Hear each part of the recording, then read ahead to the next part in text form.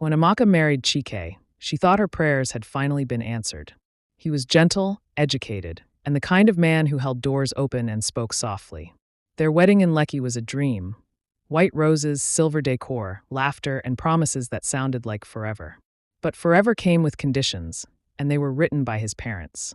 Chief and Madam Nwokedi didn't just live with them. They owned the air inside that house. They had built it, after all, and reminded everyone of it daily.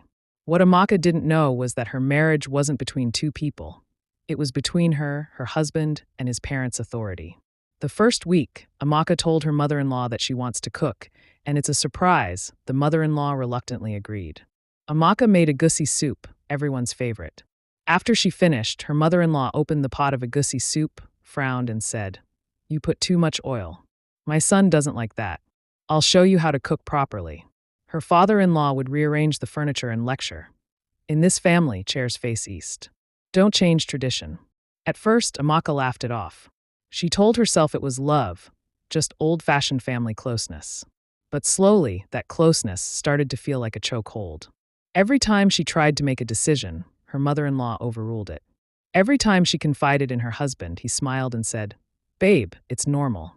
My parents just want the best for us."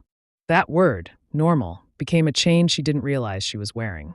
When her first salary came in after the wedding, Amaka felt proud. She wanted to surprise her husband with a small dinner. As they ate, she said playfully, "Guess who just got paid today?" But before she could suggest saving for the future, Chike said casually, "Mama said you should send your salary to her. She'll handle our finances." Amaka froze. "To Mama? Why?" He shrugged. "That's how it's done here. Papa and Mama manage all our salaries. They're good with money." She looked at him, confused. "But we're married now. Shouldn't we plan our finances ourselves?" He smiled as if she were being naive. "You don't understand yet. My parents have been married for 40 years. They know what they're doing." That night, she reluctantly transferred the money to avoid any problems with her husband. She told herself it was temporary.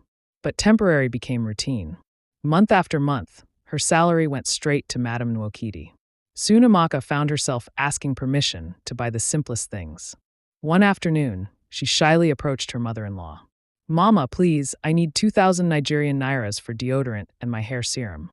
Madam Nwokedi looked up from her newspaper and handed her 800 Nigerian nairas. "Buy cheaper ones. You're a wife now, not a single girl." Amaka swallowed hard. In her parents' house, she'd been pampered and respected. In this one, she felt like unpaid labor. Then came the morning her life changed. The day 2 pink lines appeared on a pregnancy test.